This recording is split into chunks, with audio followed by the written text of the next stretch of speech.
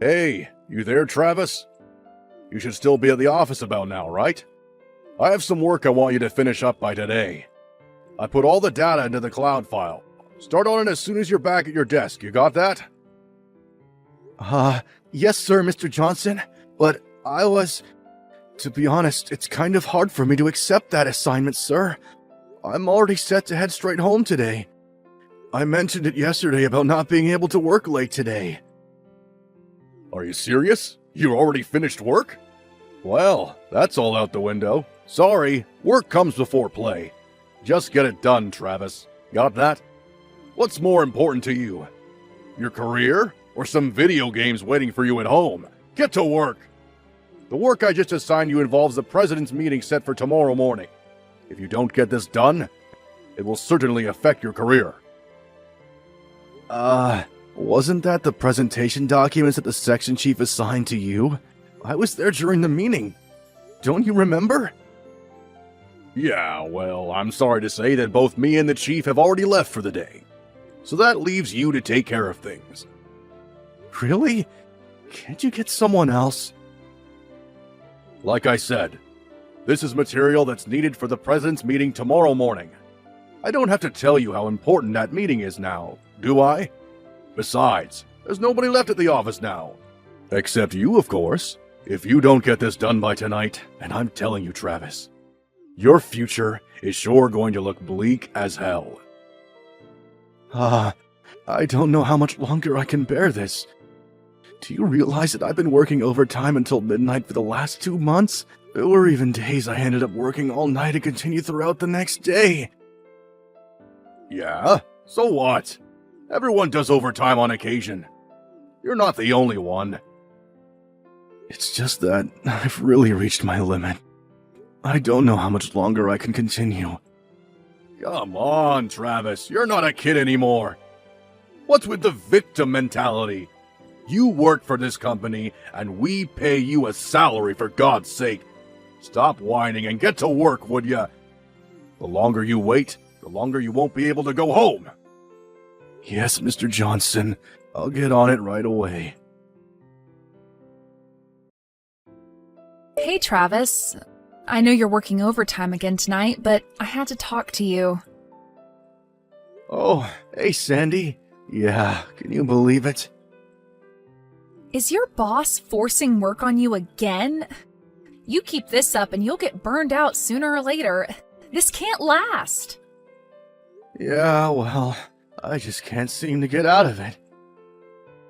This whole mess, it's all completely my fault, right? I'm really sorry. It really was not my intention. What are you saying? This is not your fault, Sandy. It was all Mr. Johnson and that section chief, Mr. Blaine's fault. They should never have hit on you like that. Yeah, well, I suppose so, but you reported them to HR, and after a while, the top brass reprimanded them for how they were treating their staff members. Not really naming you specifically, but they knew, of course. Well, long story short, I was forced to resign. Isn't this whole mess making you work late hours payback for, as they would probably put it, snitching on them, right?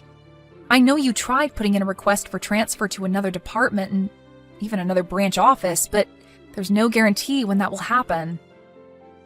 I'm really sorry I got you into this mess, Sandy. Please, Travis, don't worry about me. I'm fine. It's you I'm worried about. Just don't push yourself too hard. I don't want you overdoing things. Just so you know, I'm working too, and you can just quit and find a new job. You've got plenty of potential. My dad was really worried too. Hey, Travis, you okay? Have we been cut off or something? Are you seeing this text? What's up? Are you there? Did something come up? Are you back working? Travis, answer me! Hey, Travis, you seeing this? I heard you were taken to the hospital. What the hell are you doing?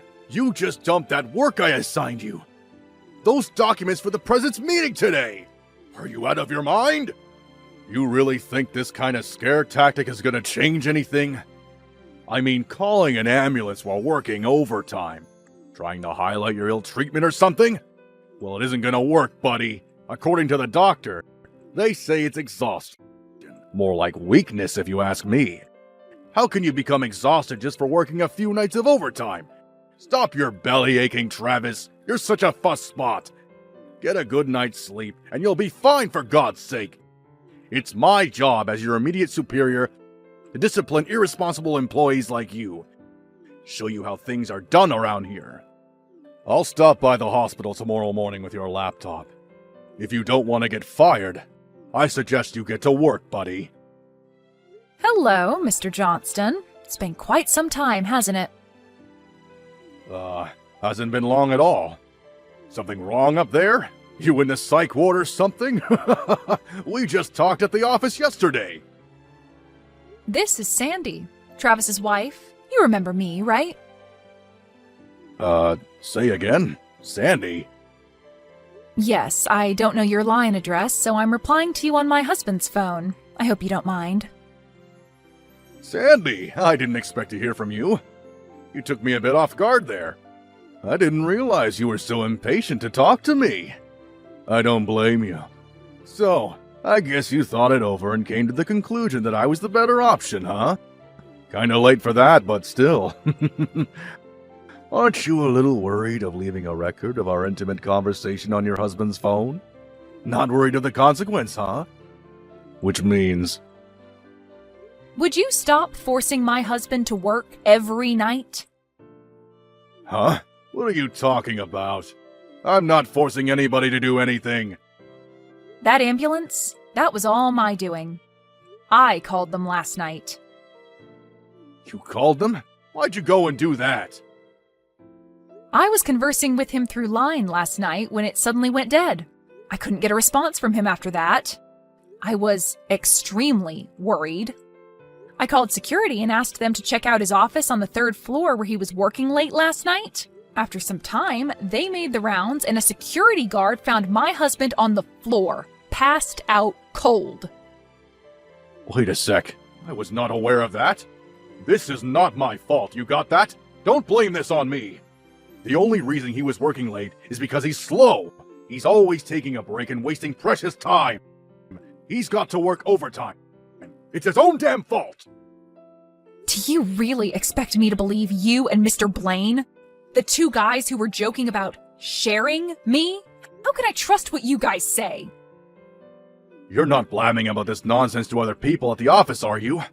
We don't need groundless rumors spreading.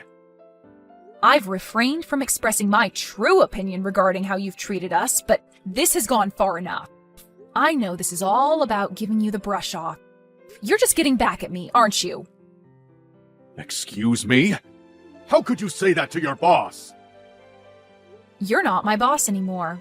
You're twice as old as my husband and I. Don't you think it's a little cringeworthy for a middle-aged guy to be salivating after a young woman, a former staff member? You little ungrateful sneak! All I was trying to do was make office life easier for you, so you can do your job. To take you under my wing and teach you the ropes. That's all. Really? That was your intention? You seemed like you wanted more than that. That's why I refused. What was so wrong about that? I did my job properly and on time. There was nothing to fault me for. You think you're going to get away from insulting me like that, you spoiled brat? I've talked to my husband already. I'm recommending that he resign. What? Are you serious? Goodbye, Mr. Johnston. You really have nerve. You know that? You're just going to convince the guy that you rely on to live day and day to just up and quit, huh? Yeah, right. You do that, and you guys will be left homeless and penniless in no time. Good luck with that. You really screwed up, Sandy. I thought you were a bit attractive, and I thought I would give you a chance. But you decided to throw it all down the drain. I can't figure you out, but do as you like. I don't give a damn. Good morning, Sandy. Are you up? I just took a look at my smartphone. I didn't check it since 2 days ago. I see you had a little conversation with Mr. Johnson. Didn't go all that amicably, it seems. Yeah, right. Not a real friendly conversation, I suppose. I saw your phone on the bedside table and I was going to turn it off. Then I saw all those message notices on there that I just had to see what it was about. Could have been an emergency. Well, it was all Mr. Johnston. He was trash-talking you as usual. And after reading it, I just couldn't take it any longer. I just blew a fuse and just let my feelings out. I'm sorry. Don't be. When it comes to my well-being, you always tend to blow a fuse. I'm really sorry, Travis. I really shouldn't have gone off on him like that. Without first talking it over with you, but I just can't stand that guy. Don't worry about it. No problem. Actually, I'm thankful for what you did. Huh? You're okay with it? He was here earlier. He stopped by to drop off his laptop. Why'd he do that? He said I had a lot of time on my hands while I'm here. So he told me to get to work on some urgent documents. Wait, what? Are you serious? He was there this morning? Relax, Sandy. How can you be so calm, Travis? You're recuperating from exhaustion, for God's sake. And he's making you work? That guy needs a little more talking to. Yeah, right. But all the same, relax. Because you told him off, he made the mistake of handing me some helpful materials for my payback plans. Huh? What's the laptop got to do with your paycheck plans? You'll find out soon enough. I know this is all hard on you. But give me a bit more time, would you? Yeah, okay, if you say so, Travis. I'll leave it to you. But just don't do anything rash. You got that? Yeah, I know. Thanks, Sandy. Hey, Travis, are you still faking that exhaustion charade? About that assignment I asked you to finish up. I thought I told you to complete that by morning. I was expecting it to be uploaded to the cloud file, but it's nowhere in sight. What's going on, buddy? I'm having a meeting in an hour. I need those files. Do your job, for Christ's sake. Good morning, Mr. Johnson. I went all the way to the hospital to drop off my laptop, and this is the thanks I get? You lazy bum! I'm sure you noticed, but I'm lying in a hospital bed right now. Yeah, I can see that. But all you're doing is sleeping. You can move those fingers and tap away at that keyboard, can't you? I had the forethought to take that laptop to you so you can get your work done and save your job. Can't you see that, for crying out loud? I'm very sorry about this, Mr. Johnson. I know you need those files, but I was ordered not to work and to get adequate rest while I'm here. Excuse me? Am I hearing you right? I'll give your laptop back to you later, okay? You better have someone else work on those documents. What the hell are you even talking about? I never gave you such orders, and Mr. Bain didn't either. Oh, I get it. Doctor's orders, huh? The doctor ordered you to take it easy and not work, is that it? Yes, as you say, the doctor did say that, but... These doctors, they always exaggerate these things. You know that. Just ignore the guy, would you? Yeah, but this is a request from the company. And I can't very well ignore a request from the company now, can I? Or do you want me to just disregard company policy? Like I said, I never gave such an order. Are you deaf now? This is a request directly from the president of the company. Hold it a sec. What did you just say? The president? The head of this company? That's right. The president, CEO of the company. He contacted me directly and ordered me to rest and not work. Why in God's name would he do that? Why are you even connected to him? You're just a lowly staff member. Why would he even be aware of your presence? It was that laptop you brought me. Yours, wasn't it? Excuse me? The laptop I brought you? I have no idea what you're getting at, buddy. I'm sure you know, but about 10 days ago, the company set up a special online hotline that allows staff members to add comments directly to the president of the company. Don't tell me you went ahead and... Yep, that's right. I put in a comment. That laptop you brought me was already registered to the hotline, so all I did was include my name, employee ID number, and my comment. Darn it! I thought I put a lock on that site! Back when the special online hotline was established, I was pretty out of it. Working every night till quite late, I wasn't really in the frame of mind to be checking the details of the site. I had no idea that you could converse directly with the company president about whatever topic seemed important, whether it be grievances about the kind of coffee in the staff lounge to unfair work environments. But once I was able to recuperate in the hospital, and as you say, have a lot of time on my hands, I was able to think straight and check the details of the hotline, thanks to you. One thing led to another, and I was able to contact the president directly. Are you friggin' serious? As this is the case, I have decided to resign from the company. What? You're quitting? Yes, I sent my resignation letter directly to the president himself. Wait, you sent your resignation directly to the company president? Yes, that's right.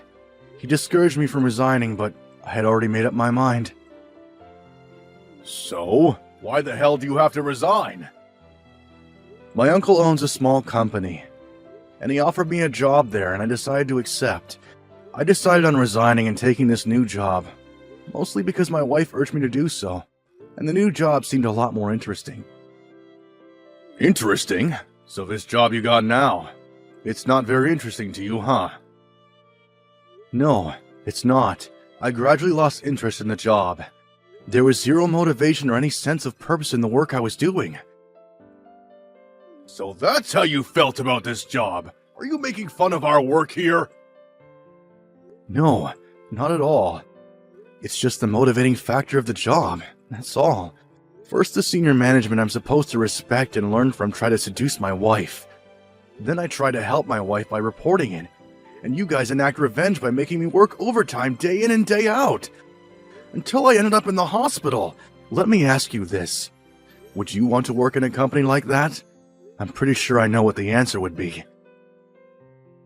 That all depends on you. It depends on if you have the guts and perseverance to make it through the rigorous demand of being a marketing manager. Clearly, you don't have what it takes. Well, if that's the case, show the other staff members that you have what it takes as an example to others. Do your own work for a change, instead of just talking, giving orders. I urge you to put the work in yourself. Until you do that, none of your staff will ever respect you. Shut your damn little trap, you little smart mouth! How can you talk to me like that? As for me, I'm going to use up all my remaining paid holidays I wasn't able to use and resign. I think I'll rest up a bit before starting my new job. Oh yeah, almost forgot. I just talked to my lawyer. I'm planning to demand compensation from both you and the chief manager, Mr. Bain. So expect a letter from him in the near future. Compensation? Are you serious? Very serious. Like I said, my lawyer will contact you from now on, so I probably won't be seeing you again. Hold it a second, Travis. You can't do this! I can, and I will. Talk to my lawyer. It's been a pleasure working for you, Mr. Johnson. Goodbye. Well, after that conversation, Mr. Johnson and the chief manager came barging into the hospital demanding to see me, but were chased off by the staff. They made such a racket that the hospital even threatened to call the police. As they were leaving, Mr. Johnson shouted towards my room, "The president can shove it!" or something to that effect. But as luck will have it, the president himself was visiting me right at that time and heard the whole thing. He was furious and rushed out to confront them in the hallway. Sandy was there too, and she said those two guys were as white as a sheet. They were practically on their hands and knees apologizing. The president was so angry, he later closed that sales office for good. The other staff members were transferred to other branches, but Mr. Johnson and Mr. Bain were both fired. They tried to get another job elsewhere, but since the president had a lot of connections and pull in the industry, their efforts failed miserably. I heard Mr. Johnson is currently unemployed, but still has considerable debt hanging over his head thanks to me. I later heard he was married but got divorced shortly after this incident. Apparently, he's working various part-time jobs now to make ends meet. Not sure what happened to Mr. Bain. He paid the compensation and just up and disappeared. As for me, I'll be starting that new job next month. So until then, I'm taking it easy. Sandy took a few days off. So, we're headed down to the beach over the weekend.